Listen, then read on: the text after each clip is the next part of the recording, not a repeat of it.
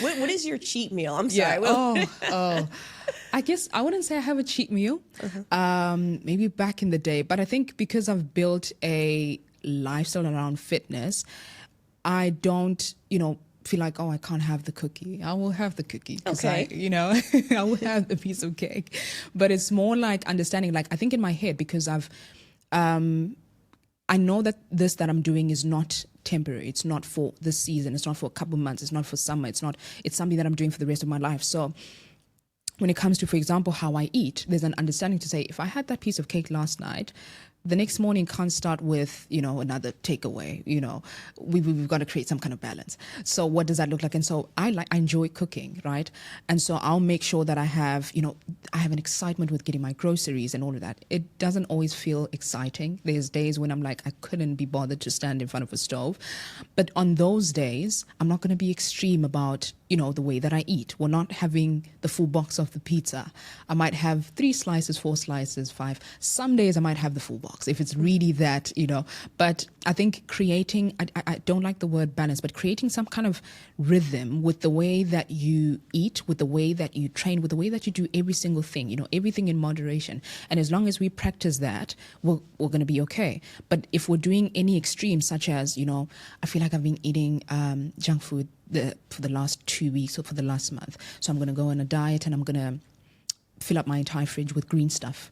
I'm going to have the celery juice in the morning, lemon water, and then for lunch I'm probably going to have maybe some chicken and then some broccoli, and then for dinner maybe some water and a handful of almonds. It's like, that's not going to work. That is not long term. I'm telling you right now. Because what that does is it ruins your relationship with food. It makes you think of food as, I need to do this extreme diet. And that's why with a lot of people and a lot of my clients, you're caught in this yo-yo effect of going from, I'm eating clean, I'm back to eating what I want. I'm eating clean. And you just kept in that, and that has such a huge impact on also your mind, because you kind of are just kept in. It becomes very frustrating and it ruins your relationship that you have with food. So it's like, how do we work out something that works for you and that also allows you to still enjoy food? I don't believe in that, oh, you cannot eat this, you cannot eat that. It's more so, let's understand how much of it I can have, and also let's also better, our palate to say, I need to eat the broccoli, I need to eat the spinach, I do need to have greens, I do need to have a balanced plate. And what does a balanced plate look like? And same kind of mentality when it comes to working out.